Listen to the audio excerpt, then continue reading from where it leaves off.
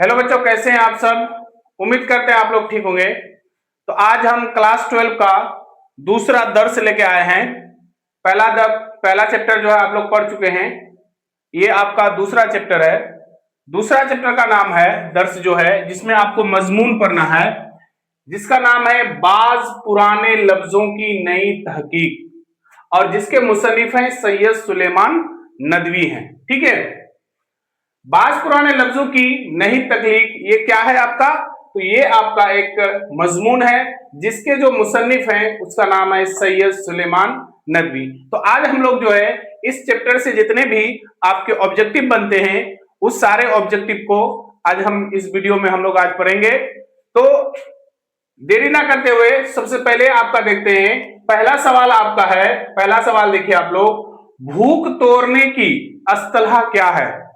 यानी कि आपको बताना है किसके अनुसार सैयद सुलेमान नदवी जो इस मजमून में बताए हैं कि भूख तोड़ने की जो अस्तलाह है वो क्या है। आपके ऑप्शन है खाना, ऑप्शन बी है नाश्ता, ऑप्शन सी है रोजा, और ऑप्शन डी में दिए हैं शहरी। तो देखो, सैयद सुलेमान नदवी जो है इस मजमून में आपके बाज पुराने लफ्जों की नई तहकीक में बता रहे हैं कि जो है भूख तोड़ने की जो सबसे अच्छी अस्तलाह है वो आपका कौन है? नाश्ता है। ठीक है, क्या है? नाश्ता। नाश्ता को क्या कह रहे हैं सैयद सुलेमान नदवी जो है, कह रहे हैं कि नाश्ता जो है वो आपका क्या है? भूख तोड़ने की सबसे बड़ी अस्तलाह है। ठीक है, तो भूख तोड़ने की अस्तलाह क्या है? तो आपका क्या हो जाएगा आंसर? क्वेश्चन नंबर 2 देखते हैं हम लोग। क्वेश्चन नंबर 2 में दिए हैं कि अरबी में नाश्ता को क्या कहते हैं। ठीक है, क्या दिए हैं? अरबी में नाश्ता को क्या कहते हैं। तो देखिए आपका ऑप्शन दिया है फतूर, ऑप्शन ए में दिया है फतूर, ऑप्शन बी में दिया है अफ्तार, ऑप्शन सी में दिया है सहर, ऑप्शन डी में दिया है आपका किलिया। ठीक है, तो देखो बच्चों, अरबी में जो है नाश्ता को जो है, अरबी में नाश्ता को क्या कहते हैं? फतूर कहते हैं। याद रखिएगा, अरबी में जो है नाश्ता को क्या कहते हैं? फतूर कहते हैं। ठीक है, याद रहेगा, अरबी में नाश्ता को क्या कहते हैं? फतूर कहते हैं। 3 नंबर का सवाल देखिए आप लोग। 3 नंबर में कह रहे हैं कि फतूर के मानी बताएं। तो देखो, फतूर के मानी बताएं आपके दिए हुए हैं। ऑप्शन देखिए, ऑप्शन ए में दिया है तोड़ने के, ऑप्शन बी में दिया है खोलने के, और ऑप्शन सी में दिया है बंद करने के, और ऑप्शन डी में दिए हैं खाने के। तो देखो, फतूर के जो मानी होते हैं, फतूर के मानी होते हैं तोड़ने के। क्या होते हैं? फतूर के मानी तोड़ने के होते हैं। क्वेश्चन नंबर 4 है। क्वेश्चन नंबर 4 में करेक्ट, सुर्खी से क्या मुराद है? सुर्खी से क्या मुराद है?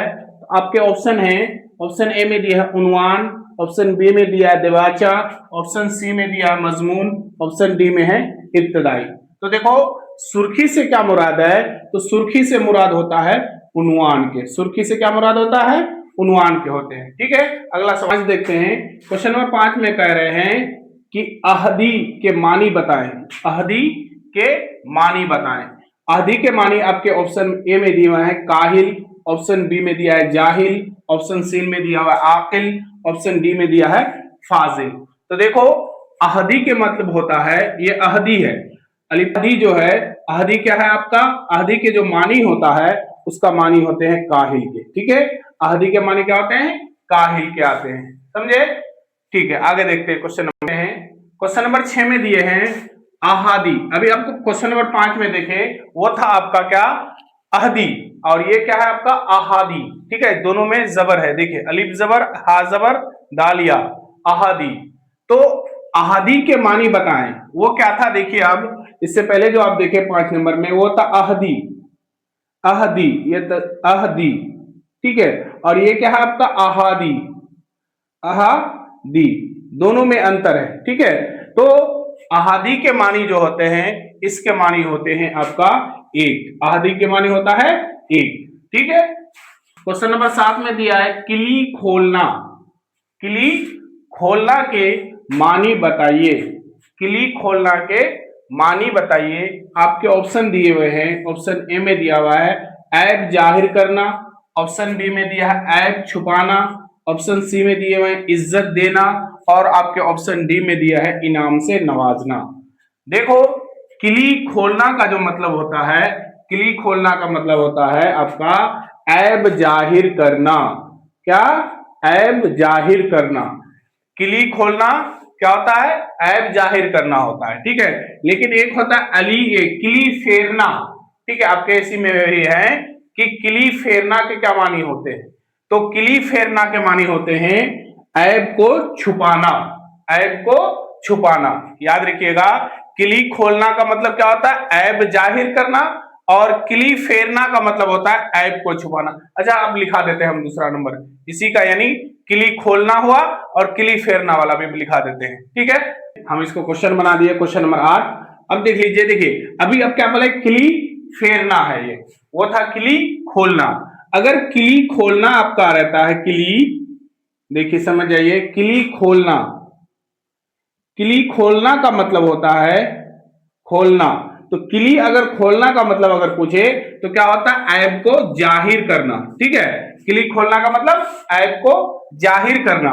लेकिन अगर किली फेरना अगर आपका आए एग्जाम में, तो किली क्या है? किली फेरना, किली फेरना। तो किली फेरना का जो मतलब होता है वो होता है ऐब को छुपाना। आप लोग कंफ्यूज नहीं होना, ठीक है। किली खोलना का मतलब क्या हो गया?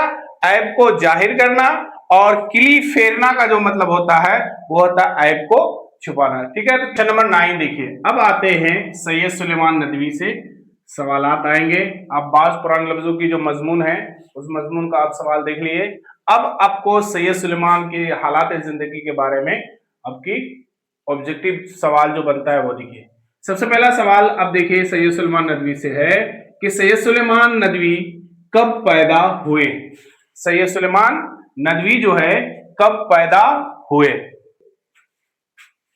सैयद सुलेमान नदवी कब पैदा हुए? तो आप देखिए, आपके ऑप्शन दिए हुए हैं। ऑप्शन नंबर ए में है 22 नवंबर 1882 में पैदा हुए, या फिर ऑप्शन बी में दिए हुए हैं 22 नवंबर 1883 में पैदा हुए, या सी नंबर में दिए हुए हैं आपके 22 नवंबर 1884 में पैदा हुए, या फिर 22 नवंबर 1885 में पैदा हुए। तो बच्चों देखो, सैयद सुलेमान नदवी जो हैं वो कब पैदा हुए थे? तो सैयद सुलेमान नदवी जो है 22 नवंबर 1884 ईस्वी को पैदा हुए थे।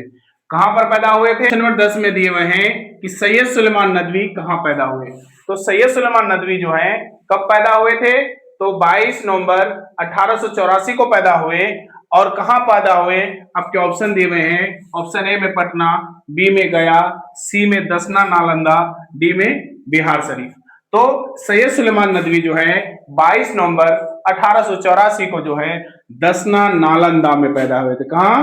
दसना नालंदा में। इसका सही जो आंसर होगा वो क्या हो जाएगा? सी ऑप्शन सही होगा, ठीक है। नंबर 11 में है सैयद सुलेमान नदवी के वालिद का क्या नाम था। सैयद सुलेमान नदवी के वालिद का क्या नाम था? ऑप्शन ए में दिया है हकीम सैयद अबुल हसन, ऑप्शन बी में दिया है सैयद नूरुल हसन, ऑप्शन सी में दिया हुआ है सैयद अनवारुल हसन, ऑप्शन डी में दिया है सैयद हसन। तो देखो, सैयद सुलेमान नदवी के जो वालिद साहब थे उनके वालिद का नाम था हकीम सैयद अबुल हसन। क्या नाम थे? हकीम सैयद अबुल हसन था। आगे का क्वेश्चन क्वेश्चन नंबर 12 में दिए हुए कि सैयद सुलेमान नदवी ने कहां से आलिमियत हासिल की, यानी कि किस इदारा से आलिम की जो है डिग्री हासिल की, आलिमियत पास किया, ठीक है। आपके दिए हुए हैं दारुल उलूम देवबंद, ऑप्शन बी में दिए हुए हैं दारुल उलूम नदवतुल उलमा, और ऑप्शन सी में दिया हुआ है शम्सुल उलूम, और डी में दिया हुआ है अल फलाह, ठीक है। तो सैयद सुलेमान नदवी जो है वो आलिमियत जो पास किए, कहां से पास किए थे? तो दारुल उलूम नदवतुल उलमा से पास किए थे। कहां से?